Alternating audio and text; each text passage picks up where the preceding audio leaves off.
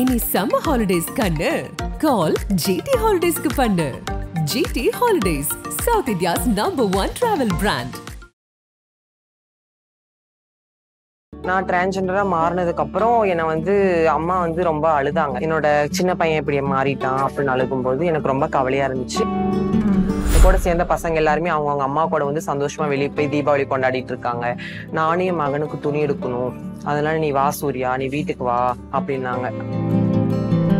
ஒரு 3 மாசம் கழிச்சு அம்மாவே எனக்கு கால் பண்ணாங்க. இந்த மாதிரி தீபாவளிக்கு உனக்கு துணி எடுத்து வச்சிருக்க, நீ வாங்கிட்டு போ வீட்டுக்கு நீ எனக்கு எப்படி இருந்தாலும் பரவாயில்ல, என் மகன் தான் நீ, எனக்கு உன்னை பார்க்கணும் போல இருக்கு.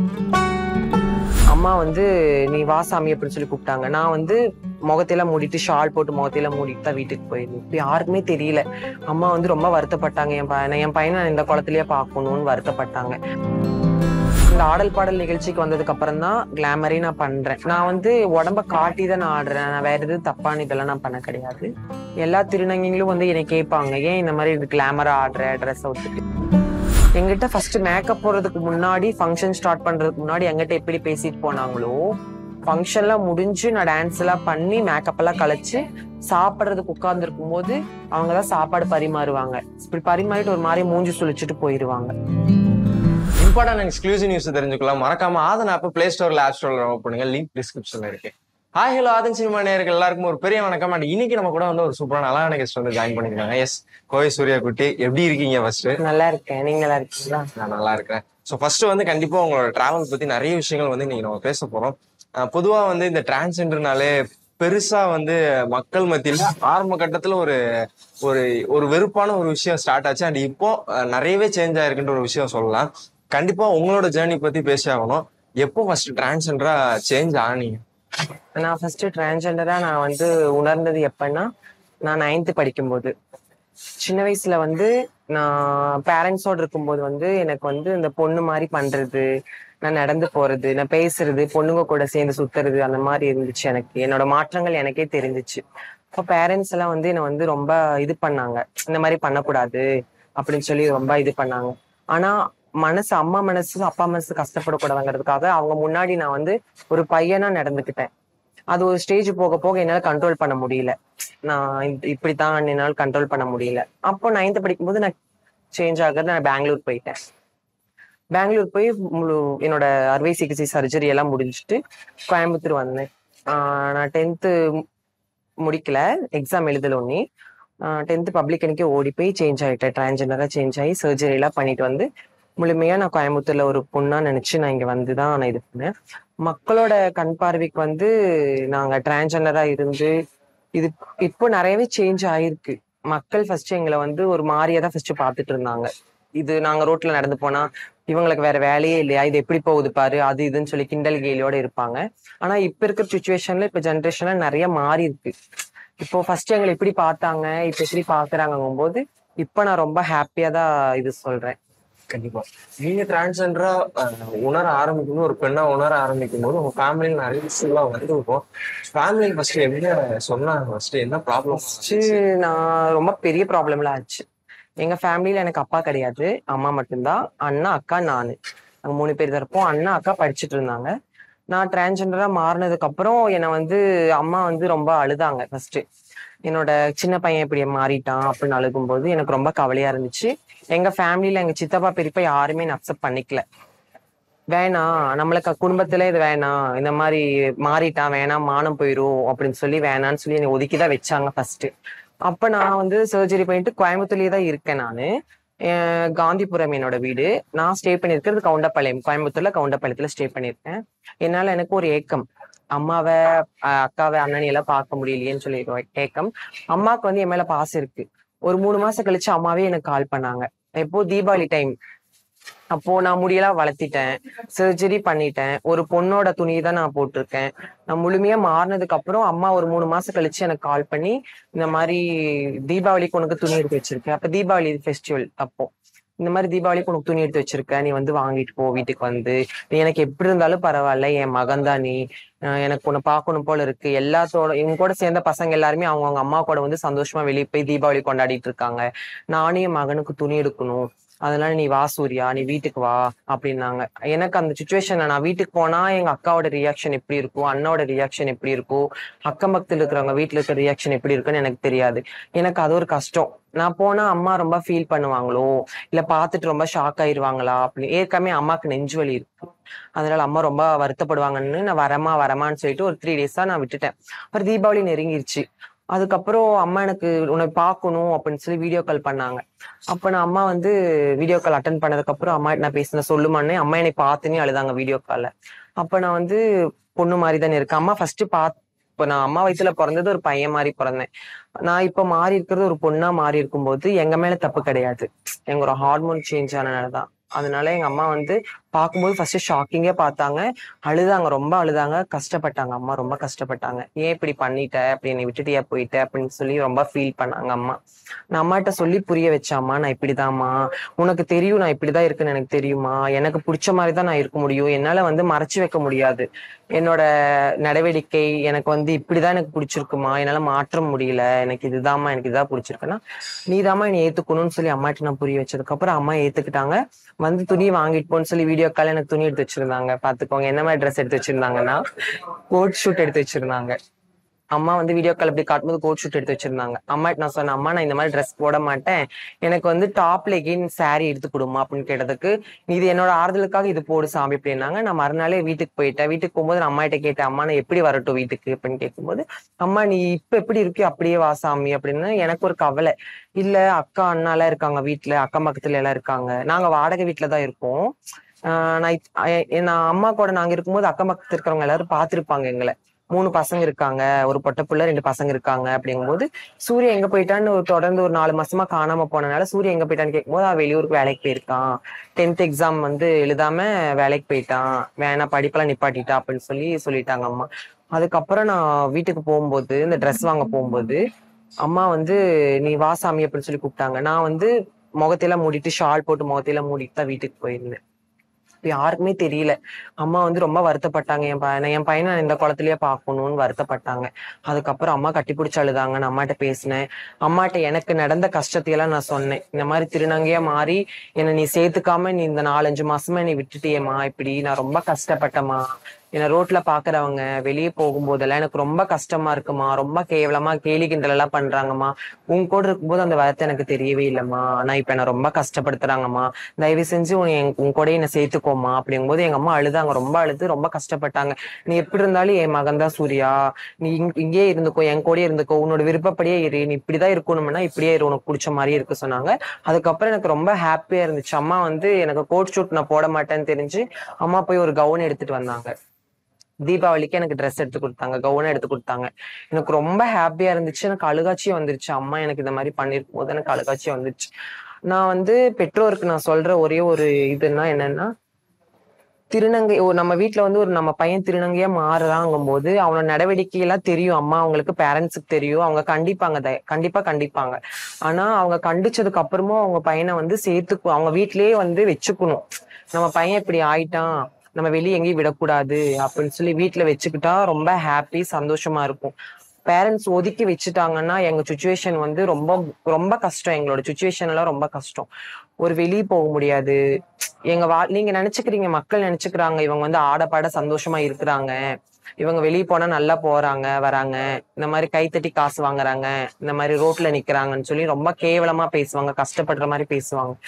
அந்த கஷ்டமெல்லாம் வந்து ஒவ்வொரு நாள் தூங்கும் போதுதான் நாங்க நினைச்சு பார்ப்போம். எங்களோட கஷ்டம் ஒவ்வொரு திருநங்கைகளுக்கும் ஒவ்வொரு கஷ்டம் இருக்கும். ஆனா வெளியே நாங்க அந்த கஷ்டத்தை நாங்க காட்டிக்க மாட்டோம். என்னோட பேரண்ட்ஸ் கிட்ட நான் ஓப்பனா எல்லாமே சொல்லி என்னோட கஷ்டத்தை, எனக்கு நடந்த கஷ்டத்தை எல்லாம் நான் சொன்னனாலதான் எங்க அம்மா என்னை வந்து என் ஃபேமிலியில வந்து சொல்லி எங்க அப்பா கிட்ட, எங்க பெரியப்பா கிட்ட, எங்க அக்கா கிட்ட எல்லாம் சொல்லி என்னை வந்து அப்செட் பண்ணி சேர்த்துக்கிட்டாங்க. இப்ப எங்க ஃபேமிலியில எல்லாரும் சேர்த்துக்கிட்டு எல்லாம் ஒட்டுக்காதான் இருக்கும். கண்டிப்பா. உங்களோட உண்மையான பேர் என்ன, இப்போ உங்களுக்கு பேர்? நான் என்னோட பிறந்தன்னைக்கு வச்ச பேர் வந்து சூர்யா தான். என் பையன் பேர் சூர்யா. மாத்தி வச்சிருக்கிற பேர் வந்து சாய் சம்யுக்தா. அம்மா அம்மா வச்ச பேர் சூர்யா, ஃபேமிலி வச்ச பேர் எல்லாமே சூர்யா தான். ஆனா சூர்யா குட்டின்னு வந்து இன்ஸ்டாகிராம்ல சும்மாதான் வச்சேன் அந்த பேரு. சூர்யானா கோயம்புத்தூர்ல எல்லாத்துக்குமே தெரியும். வீட்டுல இருக்கும் போதுல இருந்து எல்லாமே சூர்யா சூர்யான்னு கூப்பிட்டு இருக்கப்ப அந்த பேர் எனக்கு ரொம்ப பிடிச்சி லக்கியான பேர். எனக்கு அந்த பேரு அப்பா வச்ச பேர். அந்த பேரு அப்பா இல்லாதனாலதான் நான் சூர்யா குட்டி வந்து அப்படியே வச்சுக்கிட்டேன். அப்பா வச்ச பேரு ஞாபகமா இருக்கட்டும். எல்லாம் மாறினதுக்கு அப்புறம் பையன் பேர் கூப்பிட்டா ரொம்ப எங்களோட டிரான்ஜெண்டர்ல வந்து மாறினதுக்கு அப்புறம் பையன் பேர் சொல்லி கூப்பிட்டா ரொம்ப கோவப்படுவாங்க. அந்த பேரை வந்து அழிச்சிருவாங்க. புது பேர் தான் வைப்பாங்க. ஒரு பொண்ணுக்கு தகுந்த மாதிரி பேர் தான் வச்சுக்குவாங்கல்ல ஒவ்வொருத்தவங்க. ஆனா நான் அந்த மாதிரி கிடையாது. எங்க அப்பா வச்ச பேர் எனக்கு என்னைக்குமே நிலைக்கணுங்கிறதுக்காக தான் சூர்யா குட்டின்னு சொல்லி என்னோட இன்ஸ்டாகிராம்ல ஐடி ஓப்பன் பண்ணேன். டிக்டாக்ல சூர்யா குட்டின்னு வச்சேன். அந்த சூர்யா குட்டி என்னை இவ்வளவு தூரத்துக்கு கொண்டு வந்து விடுன்னு நான் நினைச்சு கூட பார்த்தேன். கண்டிப்பா 14 வயசுல வந்து நீங்க சொன்ன மாதிரி டிரான்ஸ்ஜெண்டரா சேஞ்ச். இப்போ உங்களுக்கு என்ன வயசு ஆகுது? இப்ப எனக்கு 23 ஆச்சு. 23 ஆயிடுச்சு. மேரேஜ் அந்த மாதிரி சம்திங்? மேரேஜ் நான் லவ் பண்ணிட்டு இருந்தேன் ஒரு பையனை. ஓகே. இதே டிக்டாக்ல வந்து எனக்கு ப்ரொபோஸ் பண்ணாங்க. லவ் பண்ணிட்டு இருக்கும்போது எனக்கு வந்து லவ்ங்கிற பேச்சு எனக்கு வேணாம். லவ் எனக்கு சுத்தமா பிடிக்காது. ஏன்னா ஒரு திருநங்கை லவ் பண்ற பையன் உண்மையா இருப்பானா இருக்க மாட்டானான்னு தெரியாது யாருக்குமே. அப்போ எனக்கு வந்து ஃபர்ஸ்ட் டைம் இதுதான் லவ்ங்கிறது எனக்கு அதுதான் தெரியும். லவ்னா இப்படிதான் இருக்குமான்னு எனக்கு தெரியாது. அப்போ நிறைய என்னோட ஃப்ரெண்ட் சர்க்கிள் வந்து என்னோட தங்கச்சி இவங்க எல்லாமே வந்து அவங்களும் டிரான்ஜெண்டர் தான். அவங்கள லவ் பண்ணிட்டு இருக்கும்போது டெய்லியுமே ப்ராப்ளம். ஃபோன் கால்ஸ்ல ஏன்டா இப்படி பண்ண, ஏன்டா இப்படி என்ன இங்க போக கூடாது அங்க போக கூடாது சொல்றேன் அப்படின்னு சொல்லி டெய்லியும் ப்ராப்ளம் பண்ணி நான் அவங்களுக்கு சொல்லுவேன், இந்த மாதிரி லவ் எல்லாம் பண்ணாத, நீ ஹாப்பியா தானே இருக்க, நம்ம வந்து இதுதான் நம்மளுக்கு லைஃப் இதுதான், நீ இப்படியே இரு, நீ அழகா இருக்க இப்படியே இரு, லவ் எல்லாம் பண்ணாத, வேணாம் வேஸ்ட், பசங்களை நம்பாத அப்படின்னு சொல்லி நான் சொன்னேன்.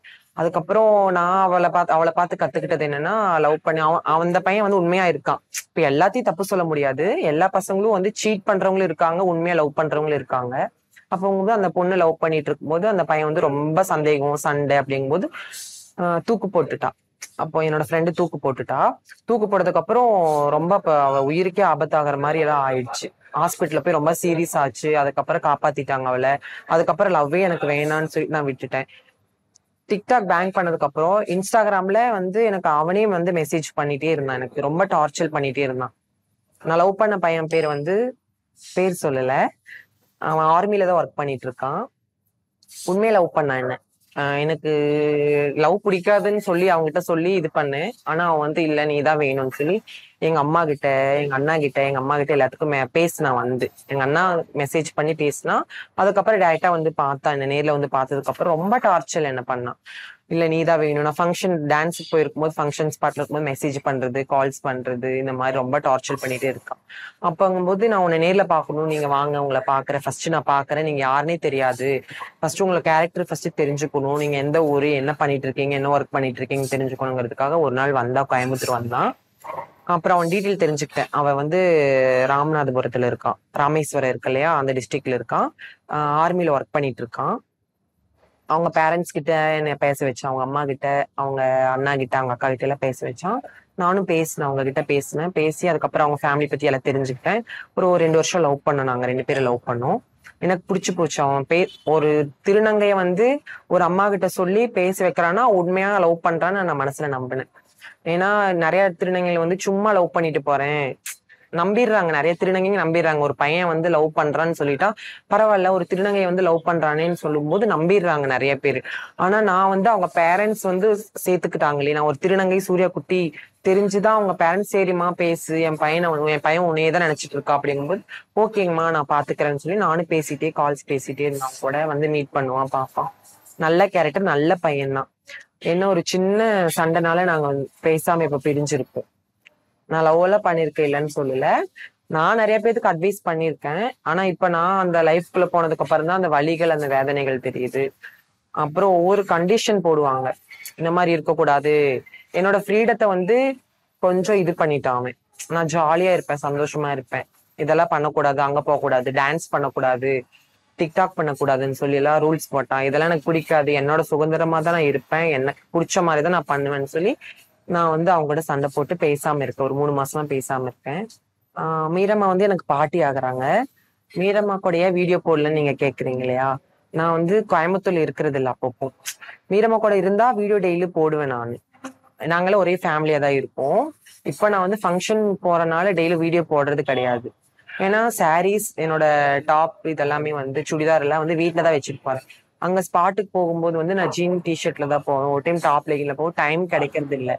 நான் ஊர்ல அடிக்கடிக்கு நான் கோயம்புத்தூர் வரதே கிடையாது. ஊர்லயே தான் இருக்க, புதுக்கோட்டையில தான் நான் ஃபங்க்ஷன் பண்ணிட்டு இருக்கேன்.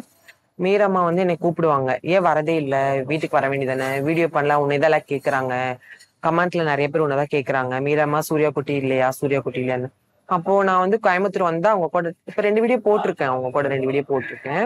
கூப்பிடுவாங்க, அதெல்லாம் தப்பு சொல்லக்கூடாது. எங்களை நல்லா வச்சு பாத்துக்கிட்டாங்க. ஓகே. கண்டிப்பா. எவ்வளவு பிடிக்கும் உங்களுக்கு மீரா? மீரம்மாவை ரொம்ப பிடிக்கும். நான் சின்ன வயசுல இருந்து பாத்துட்டு இருக்கேன். நான் சேஞ்ச் ஆகுறதுக்கு முன்னாடி ஃபர்ஸ்ட் மீரம்மாவை தான் பார்த்தேன். அவங்க உங்களோட சேனலை தான் சொல்லியிருப்பாங்க இல்லையா, எங்க இந்த நான் எங்க எங்க போகணும்னு சொல்லியிருந்தாங்க, கொல்லிமலை. கொல்லிமலை டூர் போகும்போது தான் நான் சின்ன பையனா இருந்தப்போ, சேஞ்ச் ஆகிறதுக்கு முன்னாடி நான் சின்ன பையனா இருந்தேன். இப்ப மீரம்மா வந்து எங்களை எல்லாம் கூட்டிட்டு டூர் போயிருக்காங்க, கொல்லிமலை கோயில் போயிருக்காங்க. அந்த கோயில் போயிருக்கும் போது மீரம்மா எனக்கு பழக்கம். இந்த மாதிரி இருக்காங்க, மீரம்மா இருக்காங்க, நல்லா பாசமா பாத்துக்குவாங்க. நல்லவங்க தான் எல்லாரும் மீரம்மா. எங்களோட ஃபேமிலியில இருக்கிறவங்க, எனக்கு சார்ந்த திருநங்கைங்க எல்லாருமே நல்லவங்க தான். நிறைய மக்கள் வந்து சொல்றது என்னன்னா, திருநங்கைங்க வந்து மோசம், இந்த மாதிரி கையை தட்டுறாங்க, அராஜகம் பண்றாங்க, ரோட்ல நிக்கிறாங்க, காசை பறிக்கிறாங்க அப்படின்னு. நிறைய திருநங்கைங்க அந்த மாதிரி இருக்க மாட்டாங்க. 5 விரல் ஒரு மாதிரி இருக்காது, மாறி மாதிரிதான் இருக்கும். பசங்கள்லயும் வந்து நிறைய பேர் சீட் பண்றவங்களும் இருக்காங்க, நல்லவங்களும் இருக்காங்க. பொண்ணுங்களையும் சீட் பண்றவங்க இருக்காங்க, நல்லவங்களும் இருக்காங்க. திருநங்கைகளையும் நல்லவங்க இருக்காங்க, கெட்டவங்களும் இருக்காங்க. எல்லாத்தையுமே குறை சொல்ல முடியாது. மக்கள் பார்வைக்கு வந்து திருநங்கைங்க வந்து பார்த்தா ஒரு சீட் டூ தான். ஆனா எங்களோட கஷ்டம் எங்களுக்கு தான். ஒரு நிமிஷம் எங்களை மாதிரி அவங்க வந்து சாரி கட்டிட்டு இருக்க சொன்னா இருக்க முடியாது. அந்த லைஃப் வந்து அவங்களுக்கு செட் ஆகாது. ஆனா அதையும் தாண்டி நாங்க இருக்கோங்கும் போது எங்களோட சுச்சுவேஷன் எங்க கஷ்டம். நான் ஒவ்வொரு திருநங்கையும் வெளியே சொல்லாம இருக்காங்க. ரொம்ப கஷ்டங்க எங்களோட லைஃப் எல்லாம். ரொம்ப என்ன சொல்றது, ஒரு நரக வேதனைன்னு சொல்லலாம்.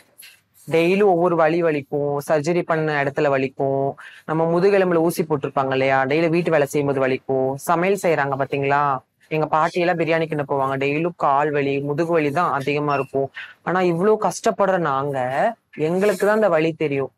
மக்கள் வந்து நான் எல்லாத்தையும் குறை சொல்ல கிடையாது. மக்கள் வந்து சில பேர்த்த தான் நான் குறை சொல்ல, எங்களை வந்து இது பண்ண சொல்றேன், இது கெட்டதா நினைக்கிறாங்க இல்லையா. திருநங்கைனா இவ்வளவுதான் ஆச்சு. இப்போ திருநங்கையில எத்தனையோ பேர் நிறைய படிச்சவங்க இருக்காங்க, நல்ல ஒர்க்ல இருக்காங்க. இப்ப நிறைய முன்னேறிட்டு இருக்காங்க திருநங்கைகள். இப்ப நல்லாவே சேஞ்சஸ் இருக்கு, எங்களோட இதுலயே சேஞ்சஸ் இருக்கு. மக்கள் வந்து மாறுங்க மாறுங்க மாறுங்க மாறுங்கிறாங்கல்ல. ஃபர்ஸ்ட் மக்களை நீங்க மாறுங்க. ஃபர்ஸ்ட் ஒரு திருநங்கை குறை சொல்லி நீங்க வந்து நான் தான் எல்லாமே அப்படின்ட்டு இருக்காதீங்க. நீங்க ஃபர்ஸ்ட் மாறுங்க, உங்களோட கெட்டணங்களை ஃபர்ஸ்ட் நீக்குங்க. அதுக்கப்புறம் எங்களை நீங்க குறை சொல்றதை நிப்பாட்டுங்க. நாங்க எல்லாருமே நல்லாதான் இருக்கோம். நாங்க இப்பொழுதுக்கு வந்து எல்லாத்தையும் மாதிரி நாங்க இப்படிதான் இருக்கணும், இந்த வேலைக்கு தான் நாங்க போகல. எல்லாருமே மாறிட்டு வந்துட்டு இருக்காங்க எங்களோட சுச்சுவேஷன். எங்க பெரியவங்க, சின்ன பொண்ணுங்க எல்லாருமே படிச்சு வரவங்க இருக்காங்க. இப்ப எனக்கு வந்து நான் 10th நின்னுட்டேங்கறதுனால எனக்கு ஒரு டான்ஸ் ஃபீல்டு இருந்தனால டான்ஸுக்கு போயிட்டு இருக்கேன். நிறைய சேனலுக்கு இன்டர்வியூக்கெல்லாம் நிறைய கூப்பிடுறாங்க, நிறைய போட்டோ ஷூட் மாடலிங் எல்லாம் கூப்பிடுறாங்க. எனக்கு அதுல ஒரு இன்கம் கிடைக்குது, வருமானம் கிடைக்குது. அதை வச்சு நான் பாத்துக்கிறேன். தொடர்ந்து வந்து நீங்க அதான் பேசிட்டு இருக்கும்போது வந்து இந்த டான்ஸ்ன்ற ஒரு விஷயத்தை தாண்டி ஒவ்வொரு ஊருக்கு போயிட்டு ரெக்கார்ட் டான்ஸ்ன்ற ஒரு விஷயம் வந்து அதுலதான் நீங்க ஸ்டார்டிங்ல வைரல் ஆரம்பிச்சீங்க. அப்பதான் சூர்யா குட்டினா யாருன்னு எல்லாருக்குமே தெரிய ஆரம்பிச்சு. கண்டிப்பா அதுல நிறைய சிக்கல்கள் இருக்கும், நிறைய ஸ்ட்ரகிள்ஸ் இருக்கும். அதுல நீங்க ஃபேஸ் பண்ண ஸ்ட்ரகிள்ஸ்லாம் என்னென்ன மாதிரி விஷயங்கள்? பிரச்சனைகள் நான் நிறைய இது பார்த்திருக்கேன். என்னால வந்த பிரச்சனைகள்னா, நான் எந்த தப்பும் பண்ணிருக்க மாட்டேன். மேக்கப் ரூம்ல உட்காந்துட்டு இருப்பேன். நாங்க வந்து ஃபங்க்ஷன் கிளம்பி போறோம், இப்ப இந்த டைம் கிளம்பி போறோங்கும் போது எங்களுக்கு டெய்லி லாங் ஃபங்க்ஷன் தான் இருக்கும். லாங் இப்ப நான் புதுக்கோட்டையில இருந்தேன்னா திண்டுக்கல், சிவகங்கை, தஞ்சாவூர், பட்டுக்கோட்டை, பரமக்குடி இந்த மாதிரி ஃபங்க்ஷன் இருக்கும். நாங்க இங்க இருந்து 1 மணிக்கு கிளம்பி போகணும். நாங்க சரியா கூட சாப்பிட்டுருக்க மாட்டோம். டான்சரோட நிலைமைங்கிறது இதுதான். எனக்கு மட்டும் இல்ல, எல்லா டான்சருக்கும் இதுதான். நாங்க மறுநாள் இப்போ நான் இன்னைக்கு ஃபங்க்ஷன் பண்ணிட்டு வந்து தூங்கிட்டு இருப்பேன். நாளைக்கு வந்து ஃபங்க்ஷன் நேரமா கிளம்பணும்னு சொல்லுவாங்க. டக்குன்னு குளிச்சுட்டு கிளம்புவோம். நாங்க கேர்ள்ஸ் ஒரு ரூம்ல ஃபுல்லா இருப்போம், ஒரு 5-6 பேர் இருப்போம். டக்குன்னு குளிச்சுட்டு கிளம்புவோம். நான் சமைப்பேன். சமைக்க சீக்கிரம் அவசர காய் வெந்திருக்காது, வேகாம இருக்கும். டக்குன்னு சாப்பாடு கூட முடியாது. டிஃபன் பாக்ஸ்ல போட்டு எடுத்துட்டு போவோம் வண்டியில. எடுத்துட்டு போய் ஃபங்க்ஷன் ஸ்பாட்டுக்கு போயிடுவோம். வந்துட்டோமா வரலையான்னு பார்த்துட்டே இருப்போம். பயங்கர வெயில் அடிக்கும். இந்த வெயிலையும் நாங்க போவோம். எல்லாத்துக்கிட்டையும் திட்டு வாங்குவோம். இந்த மாதிரி ஏமா இவ்வளோ இது லேட்டா வரீங்க அப்படின்னு சொல்லி திட்டு வாங்குவோம். அப்புறம் ஃபங்க்ஷன் ஸ்பாட்டுக்கு போனதுக்கு அப்புறம் ஸ்டேஜை பார்த்ததுக்கு அப்புறம் அப்பாடா நம்ம ஸ்டேஜுக்கு வந்துட்டோம் அப்படின்னு சொல்லி ஸ்டேஜுக்குள்ள போய் மேக்கப் ரூமுக்குள்ள போய் 7 o'clock ஸ்டார்ட் பண்றாங்க, சீக்கிரம் மேக்கப் போட்டுக்கோங்கும் போது மேக்கப் போட டக்குன்னு ஃபங்க்ஷன் ஸ்டார்ட் பண்ணிடுவாங்க. மேக்கப் போட்டு நம்ம ஹேர் ஸ்டைல் எடுத்து ஸ்டேஜ்ல நம்ம நல்லா இருப்போமா நல்லா இருக்க மாட்டோமா, எப்படி ஹேர் ஸ்டைல் பண்ணிருக்கோம், எப்படி ட்ரெஸ் போட்டிருக்கோம், இதெல்லாம் எப்படி பண்ண போறோம்னு தெரியாம டக்குன்னு அவசரப்பட்டு ஸ்டேஜ் ஏறும்போதுதான் அந்த ஊர் பொதுமக்கள் ஒரு பிரச்சனை இழுப்பாங்க. நம்மளுக்கு நாளைக்கு கடன் கட்டணும், வீட்டு வாடகை கட்டணும், கரண்ட் பில் கட்டணும், நம்மளோட அம்மா அப்பாவை பார்க்கணும் அப்படின்னு நம்ம டான்ஸ் பண்றதுக்கு நம்ம இன்னைக்கு டான்ஸ் பண்ணாதான் நாளைக்கு நம்மளுக்கு பேமெண்ட் தருவாங்க அப்படின்னு நம்ம அந்த பேமெண்ட்டுக்காக நம்ம போய் அங்க ஆடும்போது அங்க வந்து கரண்ட் இருக்காது, இந்த மாதிரி எல்லாம் இருக்கும் ப்ராப்ளம். அப்படி எல்லாமே இருந்தும் ஒரு ஃபர்ஸ்ட் சாங் அம்மன் சாங் ஸ்டார்ட் ஆகி ஆடி முடிச்சதுக்கு அப்புறம் அந்த ஊர்க்காரங்கெல்லாம் ஏதாவது சண்டை போட்டு ஃபங்க்ஷனே கேன்சல் பண்ணி விட்டுருவாங்க. அப்ப எங்களுக்கு பேமெண்ட் இருக்காம போயிடும். இதெல்லாம் வந்து நான் ரொம்ப ஃபீல் பண்ணியிருக்கேன், கஷ்டப்பட்டிருக்கேன். ஏன்னா இந்த ஸ்டேஜ்ல போய் நம்ம இப்படி ஆடணும், நம்ம வந்து இப்படி இருக்கோம், நம்ம இப்படி ஆடணும், மக்களுக்கு எல்லாத்துக்கும் தெரியணும், ஒரு திருநங்கையா இருந்து இப்படி ஆடுறாங்களா அப்படின்னு எல்லாத்துக்கும் தெரியணும் அப்படின்னு சொல்லி நான் நிறைய வந்து போராடி இருக்கேன் அந்த இடத்துல. அப்புறம் அந்த மாதிரி பிரச்சனை ஆனதுக்கு அப்புறம் எங்களுக்கு மேக்கப்லாம் கலைங்க, அவ்வளவுதான் ஃபங்க்ஷன் இல்லை அப்படிங்கும்போது ரொம்ப வருத்தமா இருக்கும்.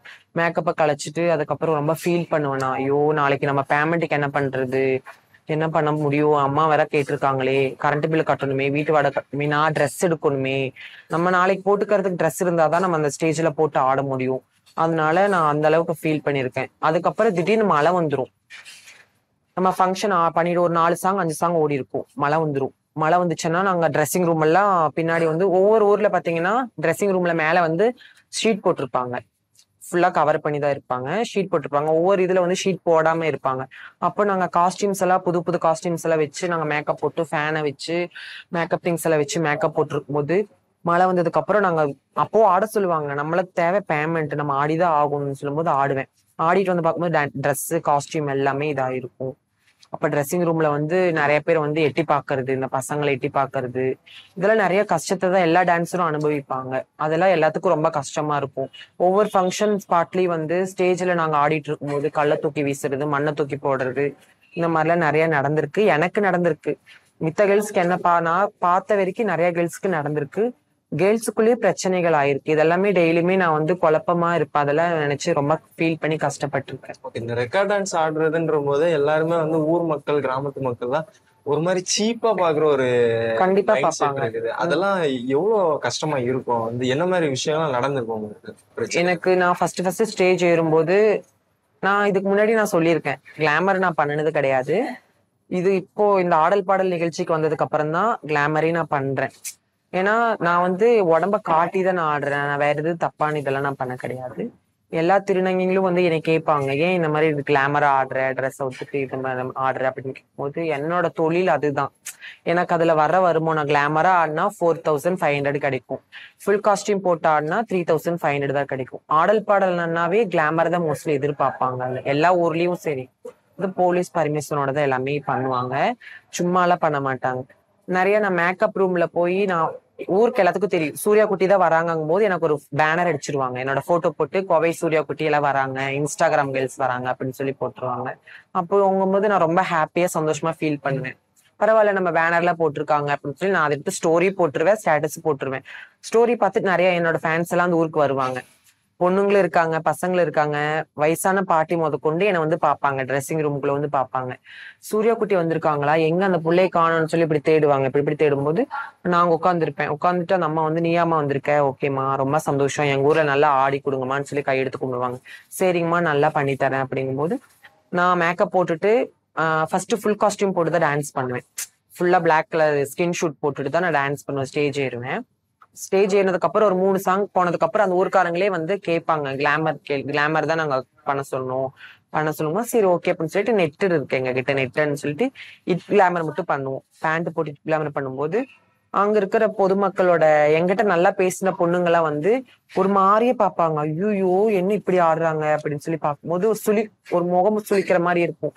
நான் ஸ்டேஜ்ல இருந்து நான் ஆடும்போது ஆடியன்ஸ் தான் பார்ப்பேன், எனக்கு என்ன ரியாக்ஷன் கொடுக்குறாங்க, எனக்கு என்ன சப்போர்ட் பண்றாங்க அப்படின்னு சொல்லி பார்க்கும்போது நிறைய பேர்த்த சொல்ல முடியாது, ஒவ்வொருத்தவங்க என்னோட சுச்சுவேஷன் புரிஞ்சுட்டு பாக்குறவங்க எனக்கு வந்து கிளாப் பண்ணி ரொம்ப இது பண்ணுவாங்க.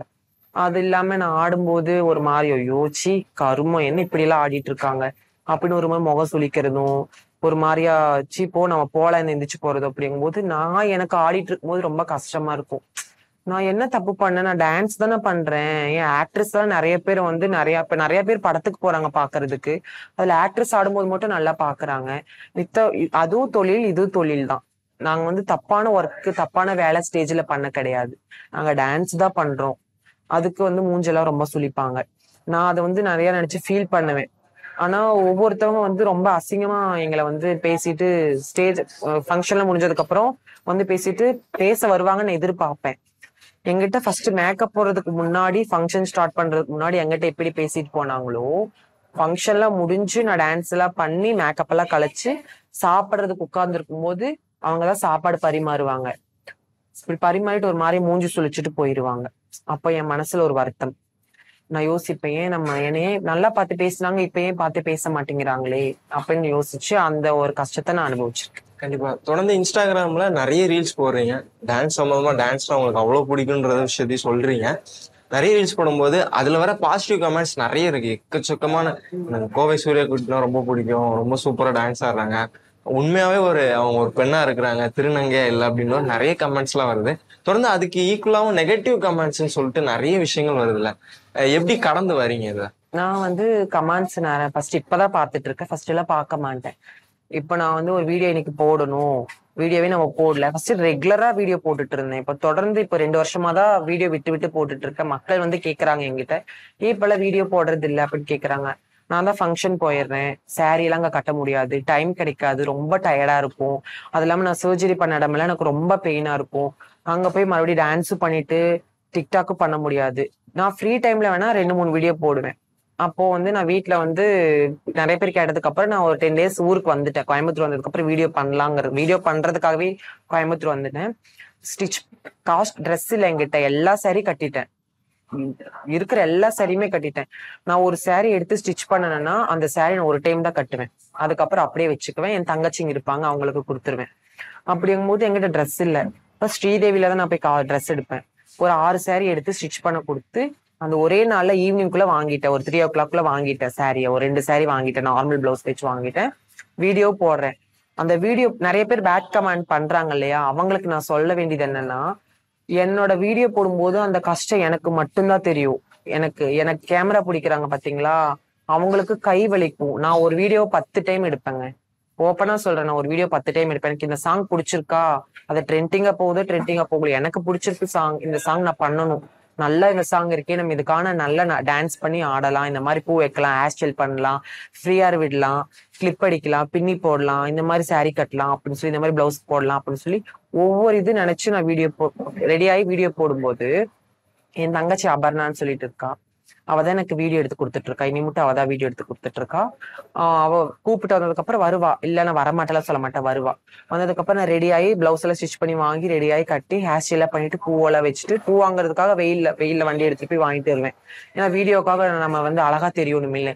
மக்கள் வந்து கேட்டிருக்காங்க, நல்லா நீங்க சாரி எல்லாம் கட்டிட்டு பண்றீங்க போது உண்மையும் நான் நிறைய பண்ணணும் அப்படின்னு ஒரு இது வரும் இல்லையா. அந்த மாதிரி நானும் பூவெல்லாம் வாங்கி வச்சு பண்ணிட்டு, பொட்டு வைங்க, நீங்க பொட்டு வைங்கன்னு ரொம்ப நாள் எல்லாரும் கேட்டுட்டு இருந்தாங்க.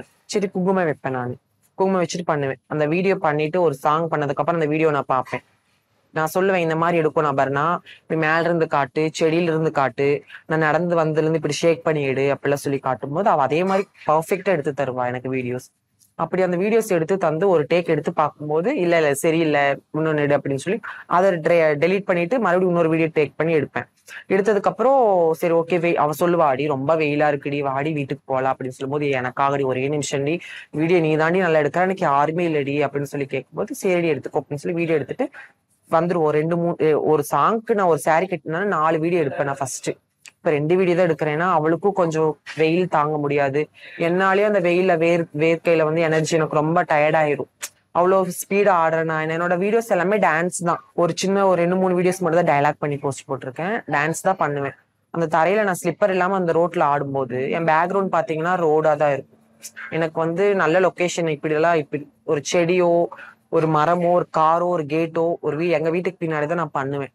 ஏன்னா வெளியெல்லாம் அந்த அளவுக்கு அந்த அவுட்டர் சைட்ல இடையில நல்ல பிளேஸ் எல்லாம் கிடையவே கிடையாது. பண்ணினதுக்கு அப்புறம் 2 வீடியோ பண்ணேன்னு ஒரு வீடியோ ஃபர்ஸ்டே போஸ்ட் போட்டுருவேன். பண்ணி பார்த்துட்டு சூப்பரா இருக்கு, நல்லா இருக்கு அபர்ணான்னு சொல்லிட்டு அவளுக்கு தேங்க்ஸ் சொல்லிட்டு போஸ்ட் போட்டு வீட்டுக்கு போயிருவேன். இந்த வீட்டுக்கு போனதுக்கு அப்புறம் அந்த சாரியில அவுத்து வேர் தூத்தி அப்படியே ஒரு மாதிரி ஆயிடுவேன். சாப்பிடவே மாட்டேன் நான் வீடியோ பண்ணும்போது. ஜூஸ் மட்டும் குடிச்சிட்டு ஈவினிங் போல ஒரு 3 o'clock போல நான் வீடியோ பண்ணிட்டு வீட்டுக்கு போய் துணியெல்லாம் அவுத்து போட்டுட்டு மேக்கப் எல்லாம் களைச்சிட்டு உட்கார்ந்துனா அந்த வீடியோக்கு வந்து பேக் கமெண்ட் பண்ணுவாங்க. நிறைய பேர் கமெண்ட்டை பார்த்தேன். கமெண்ட்டுக்கு லைக் போடுறவங்களும் இருக்காங்க. கமெண்ட்டை வந்து இப்படி ஆடி இருக்கீங்க அப்படின்னு சொல்லி ஒரு திருநங்கை நீ வந்து ஒரு இது அப்படி இப்படின்னு என்ன மனசு கஷ்டப்படுற மாதிரி இது பண்ணுவாங்க. அவங்கனால எனக்கு எதுவும் கிடைக்க போறது கிடையாது. ரொம்ப கேவலமான கமெண்ட் பண்ணிருக்காங்க. அந்த கமெண்ட் நான் உடனே டெலீட் பண்ணிடுவேன். ஒவ்வொரு கமெண்ட் வந்து ஒரு மாதிரி அசிங்கமா சிம்பிள் காட்டுவாங்க. அந்த மாதிரிலாம் பண்ணும்போது நான் யோசிச்சு பார்ப்பேன், என்னோட கஷ்டம் எனக்கு தான் தெரியும். நான் இவ்வளவு தூரம் நான் மேக்கப் போட்டு இவ்வளவு தூரம் saree கட்டி பூ வச்சு ஒரு இடத்துக்கு கூட்டிட்டு போய் என்னோட கேமராமேனை கூட்டிட்டு போய் அங்க நிக்க வச்சு வீடியோ எடுத்து அந்த வீடியோ போஸ்ட் போட்டு நல்லா லைக் வருதா, நல்லா ரீச் ஆகுதா, அதுல நிறைய பேர் என்னென்ன கமெண்ட் பண்ணிருக்காங்கன்னு பார்க்கும்போது அதுல 4-5 கமெண்ட் இப்படி பண்ணிருக்கோம் நான் நினைப்பேன். அந்த இடத்துல நீ இருந்து பாருடா அப்படின்னு சொல்லி நான் ரிப்ளை பண்ணுவேன் அவங்களுக்கு. எதுக்கு இப்படி எல்லாம் கமெண்ட் பண்ணிட்டு இருக்கீங்க, என்னோட நிலைமையில ஒரு நிமிஷம் என்ன மாதிரி நீங்க வீடியோ பண்ணி காட்டுங்க, அதுக்கப்புறம் நான் என்னன்னு கேக்குறேன் அப்படின்னு சொல்லும்போது மறுபடியும் அந்த கமெண்ட்க்கு ரிப்ளை பண்ணுவான். எனக்கு ரொம்ப வெக்ஸா இருக்கும், இதா இருக்கும். அதுக்கப்புறம் நினைப்பேன் என்னோட வருத்தம் எனக்கு தான், நான் படுற கஷ்டம் எனக்கு மட்டும்தான் தெரியும். என்ன மாதிரி வீடியோ பண்றவங்க எல்லாம் வந்து இந்த மாதிரிதான் ஒரு 10 டேக் 5 டேக் எடுத்துதான் போஸ்ட் போடுறாங்க. அது நல்லா இருக்கா நல்லா இல்லையா, கிளாரிட்டியா இருக்கா, கிளர் ஆகுதா, ஒவ்வொரு மூமெண்ட் எப்படி போட்டிருக்காங்க, டைலாக் மாத்தி பேசிட்டாங்களா அப்படின்னு. அப்புறம் ஒரு 6 பேர் 7 பேரே இருக்காங்க எனக்கு, நீங்க கரெக்டா பண்ணிருக்கீங்க, கரெக்டா பண்ணல, இந்த மாதிரி saree கட்டி பண்ணுங்க அப்படிங்கும்போது மக்கள் சொல்றத நான் கேட்டு நான் இந்த மாதிரி பண்ணுவேன். இந்த மாதிரி கமெண்ட்ஸ் எல்லாம் வந்திருக்கு. ஒவ்வொரு டைம் ஃபீல் பண்ணுவேன். ஒவ்வொரு டைம் வந்து நான் ரொம்ப சந்தோஷமா இருக்க டைம்ல வந்து நான் நல்லா வீடியோ பண்ணிருக்கேன்னு அதை பார்த்துட்டு சி இந்த கமெண்ட் தானே போனா போகட்டும், இவங்களால எனக்கு என்ன கிடைக்க போகுது, என்னோட விருப்பம் என்னோட சுதந்திரம் என்னோட இது, நான் வீடியோ பண்ணி போடுறேன், உங்களுக்கு எதுவும் இல்லை, எனக்கு வீடியோ பார்க்க முடிஞ்சா பாருங்க, இல்லைன்னா தள்ளி விட்டுட்டு போயிட்டே இருங்க அப்படின்னு சொல்லி விட்டுருவேன். எதுவும் ஃபீல் பண்ண மாட்டேன். உங்களுக்காக சில பேட் கமெண்ட்ஸ், அதாவது உங்களுக்கு கமெண்ட் பண்ணியிருக்காங்க. ஸோ அதில் 2-3 கமெண்ட்ஸ் மட்டும் நான் எடுத்து வச்சிருக்கிறேன். ஸோ அதுக்கு உங்களோட ரியாக்ஷன் என்ன விஷயம் அப்படின்னு மட்டும் சொன்னீங்கன்னா நல்லா இருக்கும். ஸோ மொதல் கமெண்ட் வந்து என்னன்னா, சரிங்க நயன், நீங்க ட்ரை பண்ணுங்க 200ல இருந்து 300க்கு அப்படின்ற மாதிரி மொதல் கமெண்ட் வந்திருக்கு. ஏன்னா இந்த மாதிரி தொடர்ந்து நிறைய கமெண்ட்ஸ் எல்லாம் வரும்போது எவ்வளவு கஷ்டமா இருக்கும்.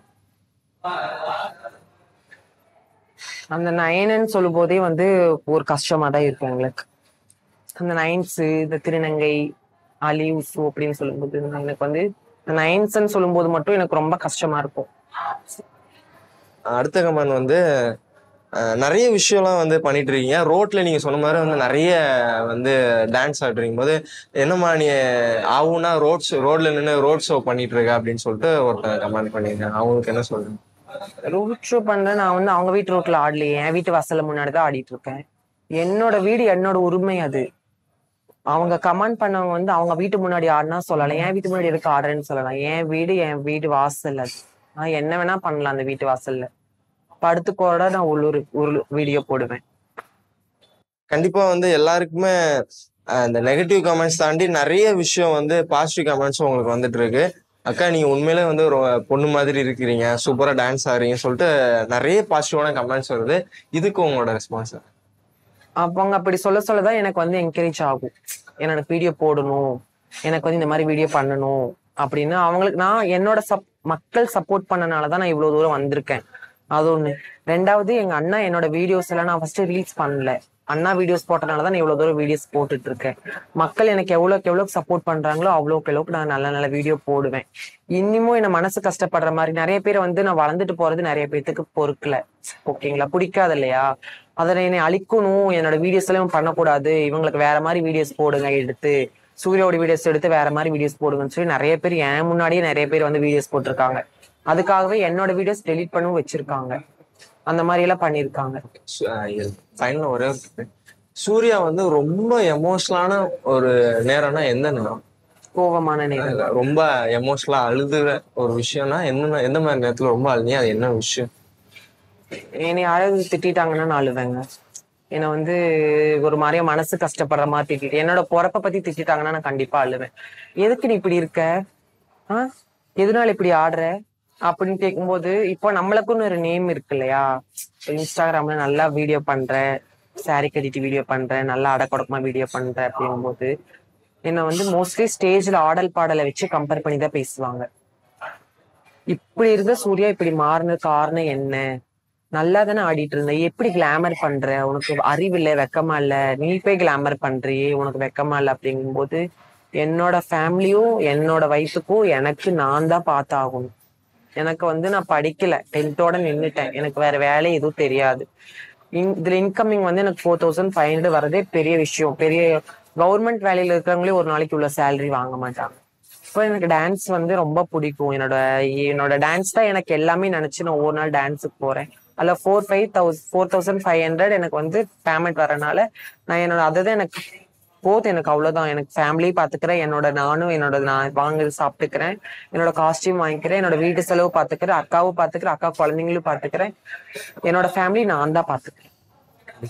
தொடர்ந்து நிறைய விஷயம் பண்ணிட்டு இருக்கீங்க. இன்னும் அடுத்தடுத்த முயற்சிகள் உங்களோட பயணம் தொடர்றதுக்கு என்னோட சார்பாக ஆரம்பிச்சு ஒரு பெரிய வாழ்த்துக்கள்.